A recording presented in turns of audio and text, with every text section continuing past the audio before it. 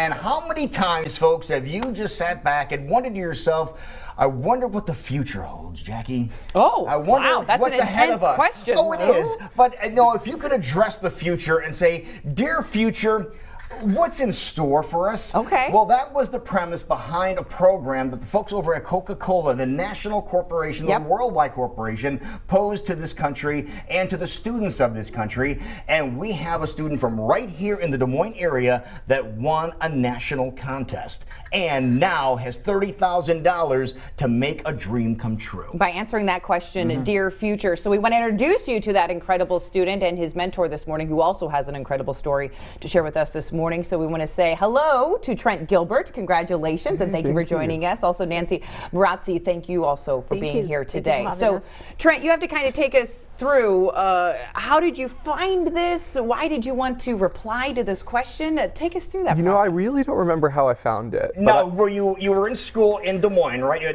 I was sitting around in the summer waiting to go back to school because I go back to school about a month later than everyone. So I guess I was spending more time on the internet than most people. But And going back to school where? at Stanford out in California. Okay. Yeah, and I ran into this advertisement for it, and I thought to myself, how great would it be if that $30,000 could go towards CS education in computer science for students in Des Moines schools? Because I'd had the privilege of running a computer club while I was in high school in West Des Moines. And I just thought to myself after that, how great would it be to expand that? And I saw that there was a $30,000 grant, and that would be a way to expand it. That kind of got your attention. This is some of the information that you saw.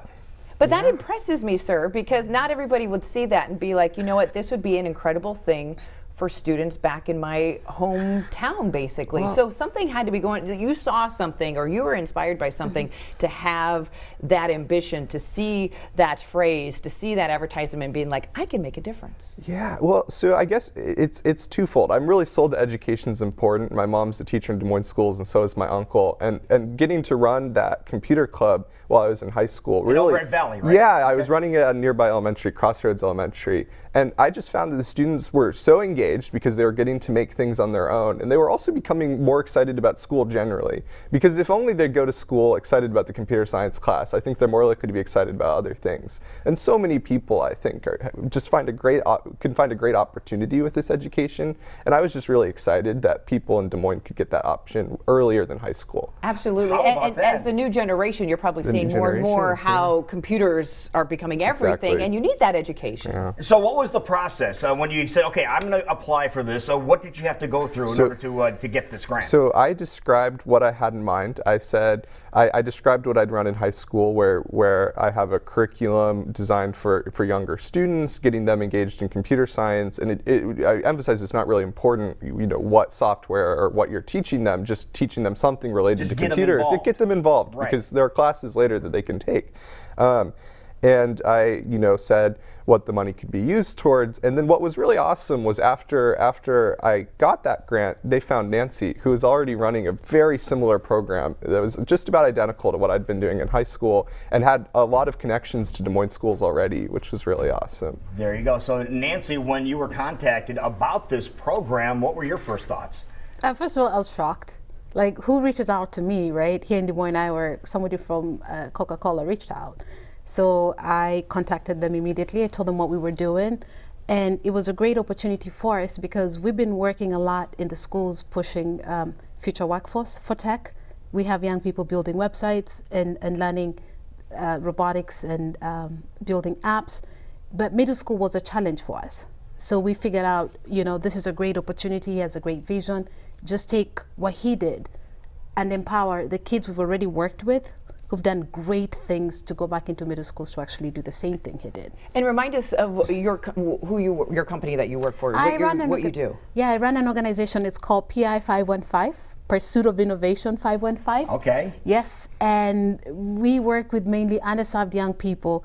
Our program is free. We want to make sure that we're grooming this workforce for future jobs. Absolutely. Which everybody's talking about STEM jobs. And And we're getting not doing them it. hands-on experience is what it Yeah, sounds like. that's actually, they were building a robotic, and that's a girls' team. So Yes, anytime there you you can get go. girls building stuff. But you were saying you were also trying to find a way of getting into the middle school system. Yes, we're really trying to get into the middle school system, and we're a very small program. So anytime somebody reaches out and they say there's money, you're like, wow. Okay, he's like, yes, let's do this. Because running a program like we run is not cheap. Equipment is very expensive. Right.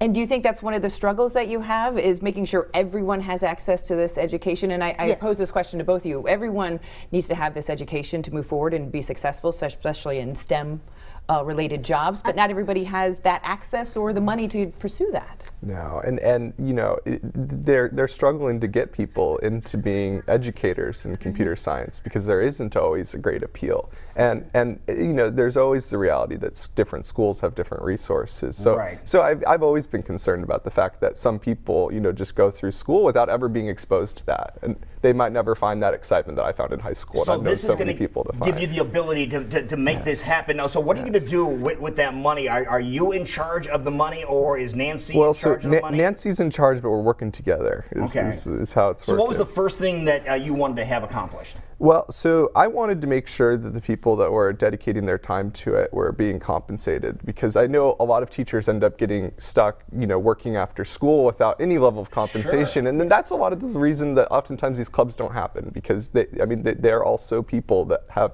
you know, things to do outside of school. And then what's been awesome about this is we've been able to, you know, work with specific high school students who, you know, maybe would have to be working a job otherwise, and making sure that this is something feasible for them to do in teaching the students. And then also, I think what's really important and the biggest barrier is making sure that there's adequate computers.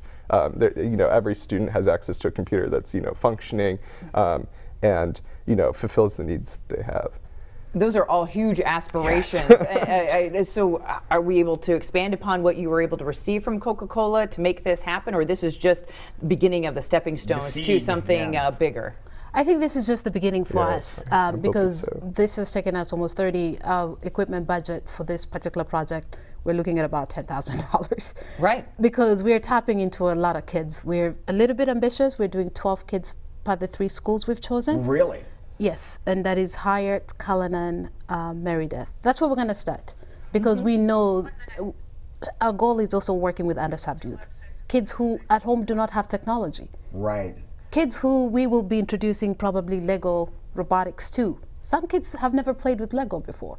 So that's the reality of what The we're basics. dealing with, Yeah, just the basics. The basics, just to get them started, and to your you know, idea that came forth, get them exposed to this and get the mind working and get things rolling. All right, we have a lot more to talk about. Yeah, Jackie. So- including I want to hear his reaction when he found out he won this national competition. and want to find out more about PI 515 as well. So Yep. don't go anywhere.